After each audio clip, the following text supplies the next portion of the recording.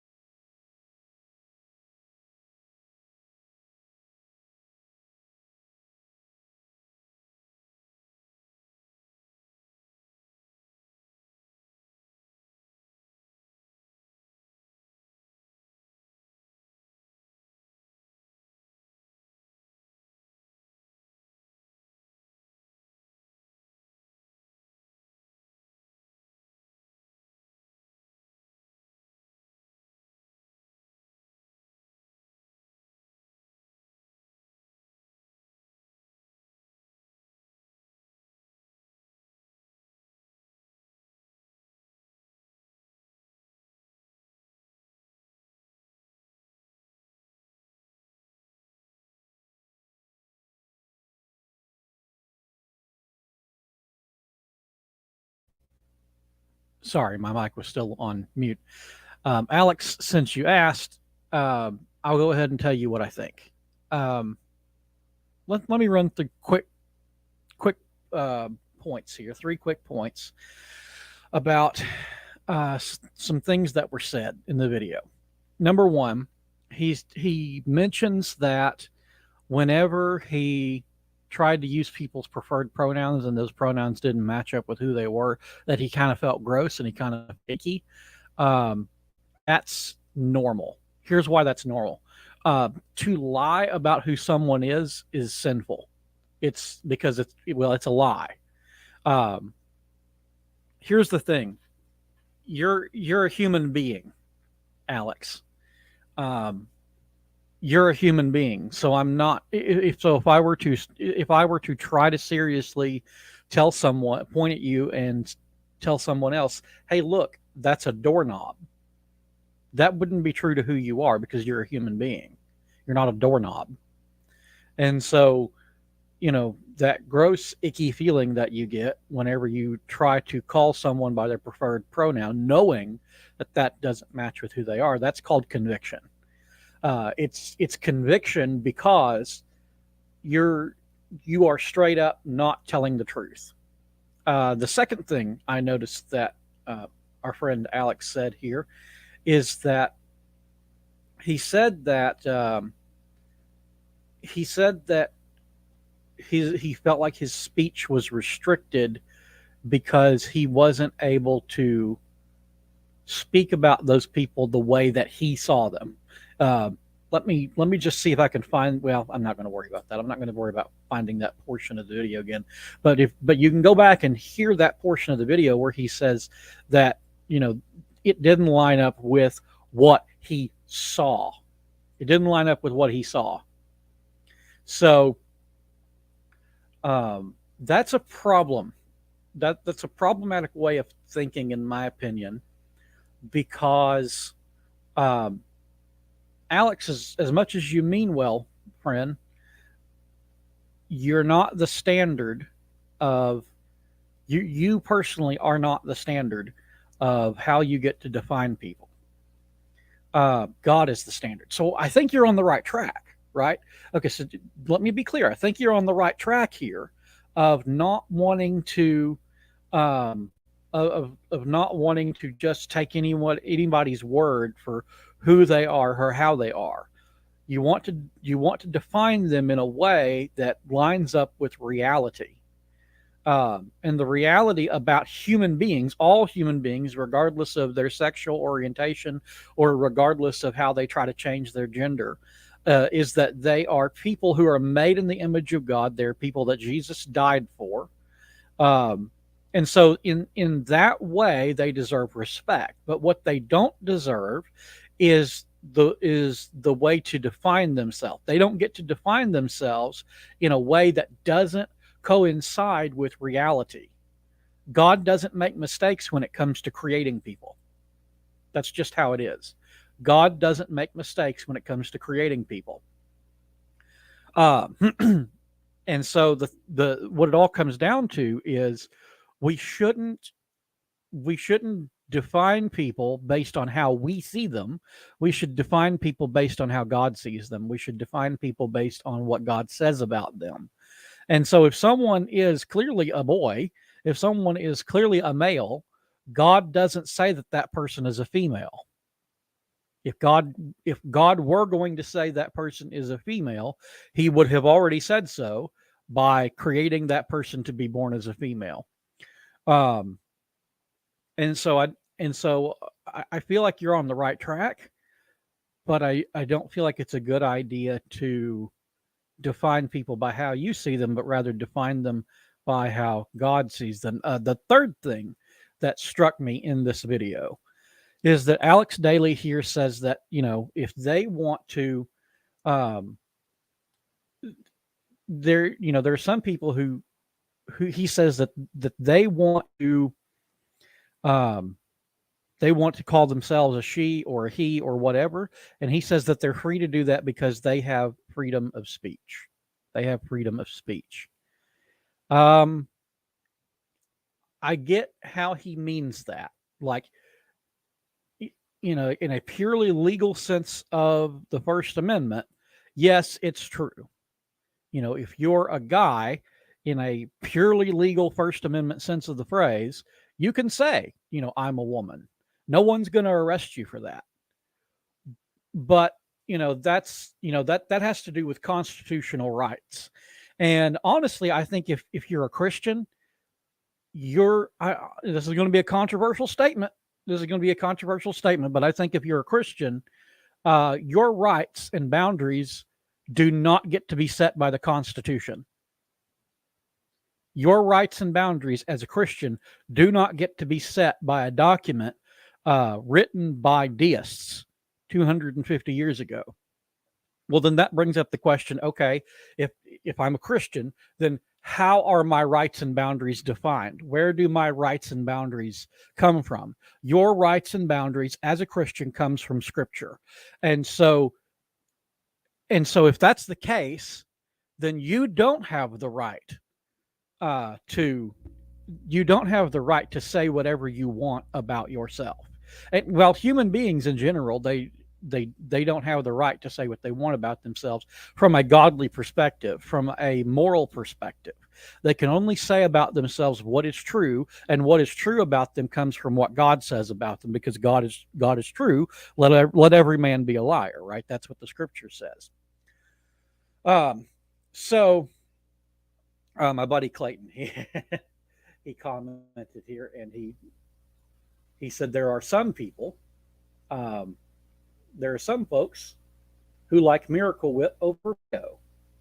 Do I have to respect them still? That's a hard one. No, you don't. No, I'm just joking. Yes, maybe, question mark. I don't know. I don't like Miracle Whip, man. That's hard. Um, Miracle Whip's not made of natural ingredients anyway. I just that stuff is an imitation from Satan.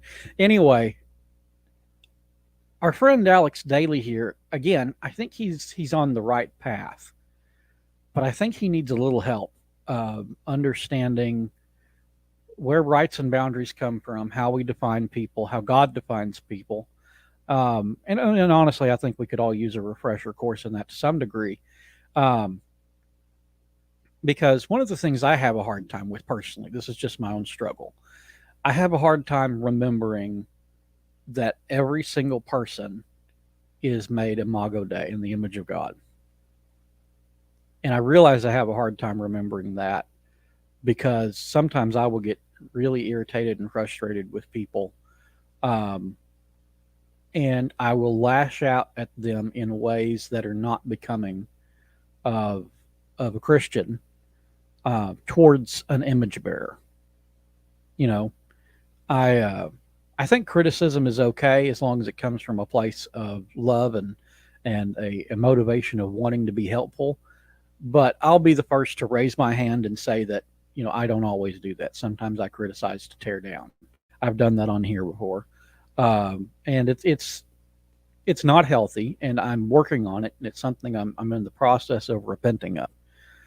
So what I want to do is I want to be an encouragement. I want to be helpful, especially to our friend Alex Daly here, who has I think he's on the right track. I think he's on the right track. Um, but yeah, that's what I wanted to cover today. That's what I wanted to cover today on the podcast and talk about. I know it hadn't been a very long episode. I may keep doing these shorter form episodes because honestly, as much as I love long format episodes where I go maybe an hour, hour and a half, I don't know if everyone else likes that. I don't know if everyone else can stay tuned into something like that. So I may keep going with shorter episodes like this just to see how it goes. But guys, as always, thank you for tuning in. Thank you for watching on the live stream or listening on the podcast, whichever way you prefer. And I'll keep bringing the material, guys, if you'll keep watching and keep following me. By the way, just one other thing before I get off here. One other thing. If you are a pastor and you're watching me, keep in mind there is a free pastors conference that's available to you. a free pastors conference that's available to you. It's the John Newton Pastors Conference. It's less than a month away. I will be sharing the event page on my Facebook profile if you want to get more information about it. But I'll be speaking at that. Clayton Homewood, who commented earlier, uh, he's actually the one who's hosting the conference. Well, he put the conference together, and I guess you could say he's hosting it as well, but it's not going to be at his church. It's going to be at David Young's church, Grace Baptist Church of West Memphis. Um, be sure to check that conference out. We're going to have a host of fiery preachers, and we're all going to be working through Ephesians chapter 2 together. That's going to be a fun time. I'm going to, I'm looking forward to getting together with those pastors. So just keep in mind, if you're a pastor and you're looking for a conference or a retreat to get away to for a weekend or for a couple days, check out the John Newton Pastors Conference. That's going to be a blast. So anyway, guys, thank you, Philip Willis, my buddy Philip. Les Logan, hot dog. Yeah, Philip, you summed it up for a lot of people right there. But anyway, guys, thanks for joining us as always. You guys are great, and I need you guys to help me be great. I need you guys to help me provide quality materials. So give me some topics to cover, give me some questions, and I will try to get to those. And I'll see you guys next week.